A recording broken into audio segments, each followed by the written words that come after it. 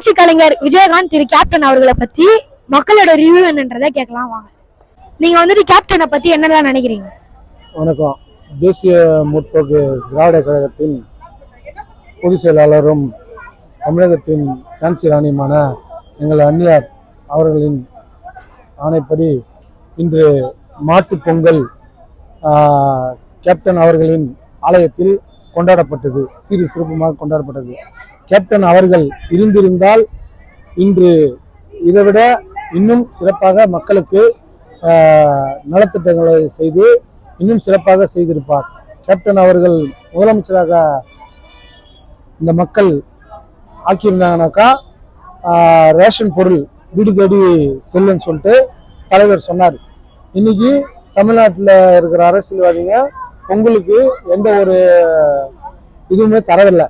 அதனால நாங்கள் தலைவர் வீட்டில் 20 வருஷமா மாடு அர்த்தநாதீஸ்வரி வாசுகி என்ற 2 மாடு தலைவர் கையால் வாங்கி கொடுத்து தலைவரால் இன்னைக்கு வளர்த்துன்னு இருக்கிறோம். தலைவர் இல்லைன்ற காரணத்தினால இன்னைக்கு அவருடைய ஆலயத்துக்கு வந்து அந்த 2 மாடும் கண்ணீர் மலக மாட்டு பொங்கல் கொண்டாடியது. நான் வந்து 148வது வட்டத்துடைய செயலாளர் பழனிவேல் என்னுடைய பேர். மதுராயில் பகுதி, மேற்கு சென்னை மாவட்டம். மன்ற காலத்திலேருந்து கேப்டனுடைய விசுவாசியா, கேப்டனுடைய அடிமட்ட தொண்டனா பணியாற்றியிருக்கிறேன். அது மட்டும் இல்லாமல் அவருடைய ஆணைக்காண்டி அவருடைய சொல்லுக்கு கட்டுப்பட்டு இன்னமும் இந்த 2 மாடுங்களை என்னுடைய குழந்தை மாதிரி என்னுடைய வீட்டில் வச்சு பராமரிச்சுட்டு வரேன். நல்ல முறையில் பராமரிச்சுட்டு வரேன். அந்நியாரும் அதான் சொன்னாங்க, இப்போ நல்லா பார்த்துக்கிற பழனி, நல்லா இருக்கு மாடுங்க அப்படின்னு அந்நியார் அவங்க வாயாலேயே பெருமையாக சொன்னாங்க.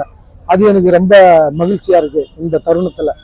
அதனால் மேலும் மேலும் இது போல் இந்த ஆலயத்தில் இன்னும் நிறைய சிறப்பாக நாங்கள் எங்கள் கட்சி நிர்வாகிகளும், எங்கள் மாவட்ட செயலாளர்களும், எங்கள் பகுதி செயலாளர்களும் இன்னும் நிறைய செய்யணும்னு சொல்லிட்டு நாங்கள் ஆசைப்படுறோம். நன்றி.